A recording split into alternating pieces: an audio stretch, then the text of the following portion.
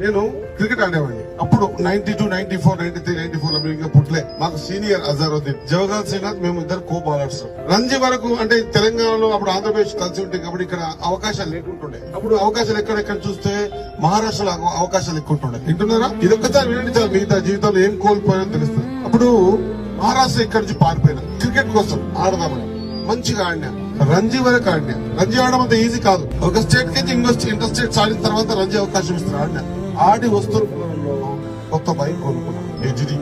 అప్పుడు హెచ్డి జావాలు ఆ హెచ్డి తీసుకుంటున్నప్పుడు ఇక్కడ మా తెలంగాణలో ఉండేవి కాదు, మహారాష్ట్రలో ఉండేవి. అక్కడి నుంచి తెచ్చుకుందాం హెచ్డి తెస్తున్నప్పుడు పూణే దగ్గర నాకు యాక్సిడెంట్ అయ్యింది. అప్పటికి నేను రంజీ ఆడినా. నాకు మహారాష్ట్ర గవర్నమెంట్ జాబ్ ఇచ్చింది. జాబ్ చేసుకుంటూ, జాబ్ ఓన్లీ ఫార్మాలిటీగా జాబ్ చేసుకుంటూ రంజీ ప్రాక్టీస్ చేసుకోవచ్చు. Shivaji stadium, Brabourne stadium.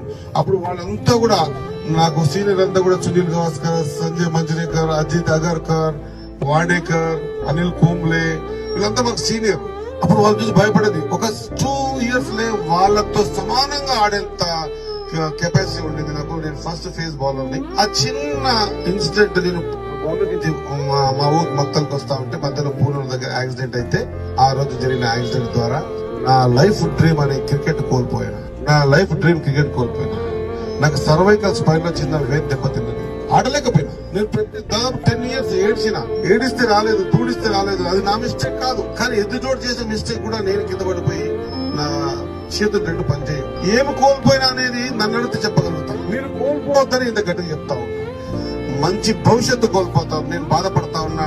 దాదాపు 97 లో యాక్సిడెంట్ అయింది. 97 లో నాకు 97, 98 లో యాక్సిడెంట్ అయింది. వచ్చేసిన యాక్సిడెంట్ అయిపోతే ఏం చేసినా, ఏడ్చినా, మంచి మంచి డాక్టర్లు చూపించినా, ఎంత చేసినా కూడా కాలే. ఇప్పటికా క్రికెట్ చూడగానే ప్రాణం చచ్చిపోయి మరి బతుకుతుంది.